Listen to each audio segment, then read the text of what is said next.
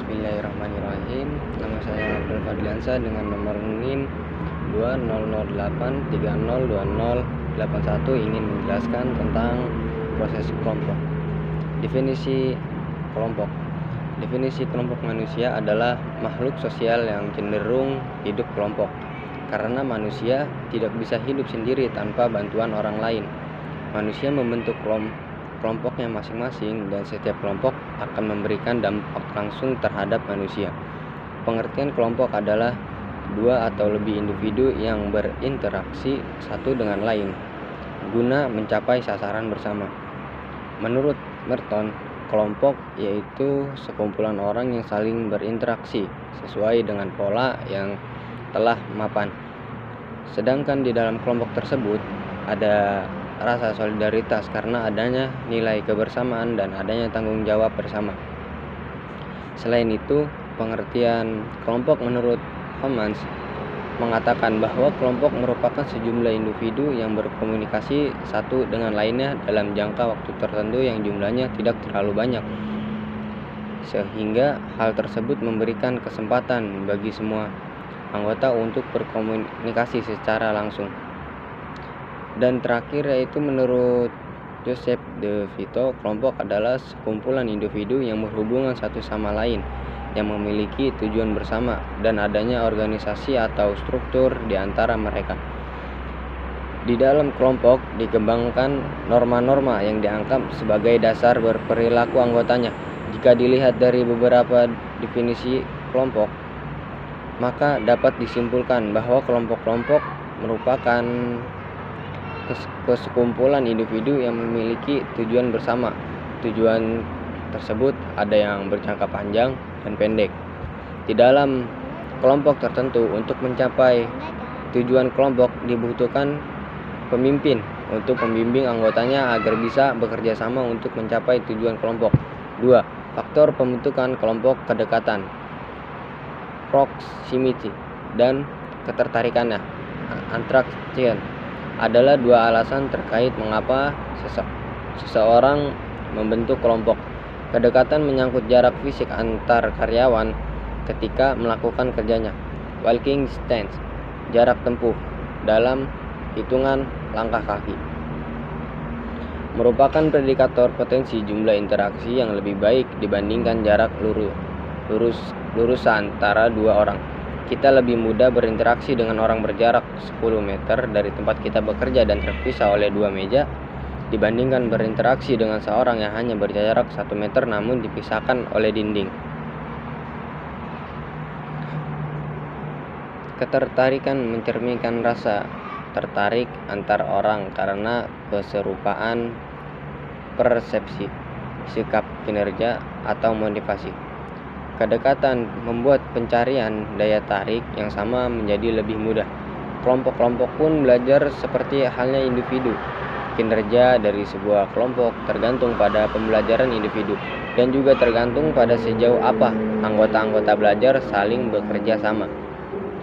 Salah satu model perkembangan kelompok yang paling banyak digunakan mengasumsikan bahwa kelompok-kelompok berkembang melalui 4 tahap pembagian.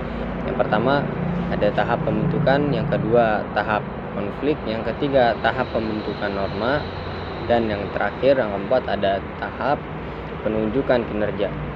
Dalam setiap tahap perilaku kelompok berbeda dan karena setiap tahap dapat mempengaruhi hasil akhir. Tahap pembentukan atau yang disebut forming. Tahap pertama perkembangan kelompok adalah pembentukan, dan tahap ini ditandai oleh adanya ketidakpastian dan seringkali juga kebingungan mengenai sasaran, struktur, dan kepemimpinan kelompok. Aktivitas cenderung berpusat pada usaha anggota untuk memahami dan memberikan definisi mengenai sasaran-sasaran, peran-peran, dan tes dalam kelompok. Kelompok menguji coba pola-pola interaksi antara anggota dan kemudian memilih pola interaksi yang diteruskan atau yang disingkirkan, setidaknya untuk sementara. Semakin beragam anggota kelompok, semakin sulit melakukan manuver, dan semakin lama pula waktu yang dibutuhkan untuk melewati tahap ini. Tahap konflik storming. Tahap konflik dalam perkembangan kelompok cenderung ditandai oleh banyaknya konfrontasi. Ini biasanya merupakan tahap yang emosional, di mana muncul kompetisi antar anggota kelompok demi mendapat penugasan yang diharapkan dan perselisihan pendapat mengenai perilaku-perilaku terkait tugas dan tanggung jawab seseorang. Bagi yang sangat penting dari tahap konflik ini berkaitan dengan proses pendefinisian kembali tugas-tugas fraksi kelompok dan juga sasaran keseluruhan. Dalam tahap ini, konflik lazim yang bermunculan merupakan tindakan yang bijaksana dalam kurung dan utama untuk mengelola konflik-konflik ini.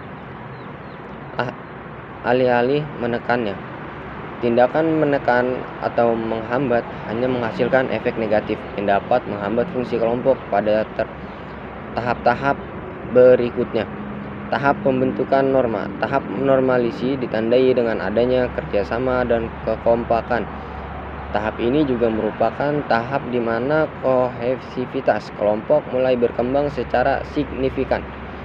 Pertukaran informasi secara terbuka kerap terjadi.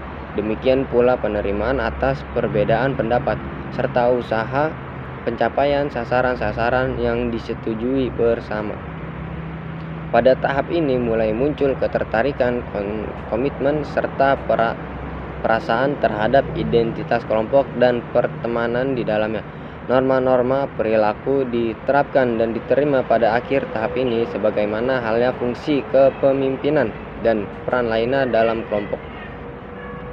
Tahap penunjukan kinerja, performing.